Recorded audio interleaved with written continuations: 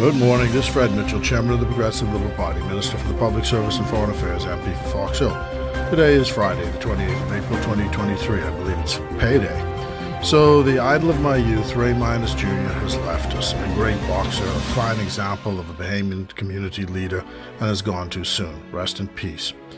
And in my branch executive, Jacqueline Bryce, she lost her sister yesterday. It is quite sad. Rest in peace. So I was really heartened by the response on the banking issue that I spoke about 2 days ago. Clearly the public is fed up with these banks, their mistreatment of Bahamian customers and forcing us to digitize while decreasing personal services and grabbing your house at the least default, and you can't get them on the phone in a position to complain. The hyperbole is to make a point that in this democracy some of us are tone deaf and perhaps the legislature needs to intervene. So Lyndon Pindling and his colleagues intervened shortly after they came to power in 1967. Most financing was done back then by hire purchase, and in those days you would pay the monthly fee, and just before the end you miss a payment and they would come and take your car. So the legislature intervened with the Hire Purchase Act, but when they did that, the practice stopped of hire purchase and they stopped lending altogether, and most firms switched to mortgages, which is where we are now, and really back to those rapacious days. The legislature and Perry Christie intervened with the legislation to stop banks from grabbing your home by giving judges the power to rearrange terms to allow for people to pay. Clearly that has turned out to be toothless and a bust.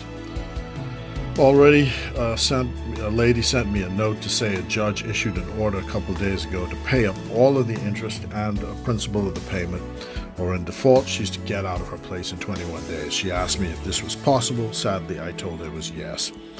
That's the deal you sign up for with these banks, and our judges are tone deaf to equitable principles.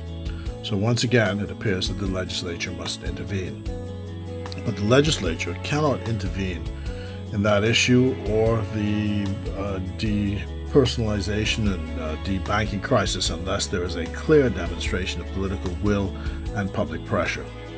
Most banks are foreign-owned and directed. The Royal Bank of Canada is the government's main creditor, and the international community has been sold the idea that all of us down here in the Bahamas are crooks, so largely they don't give a hoot about equitable arguments.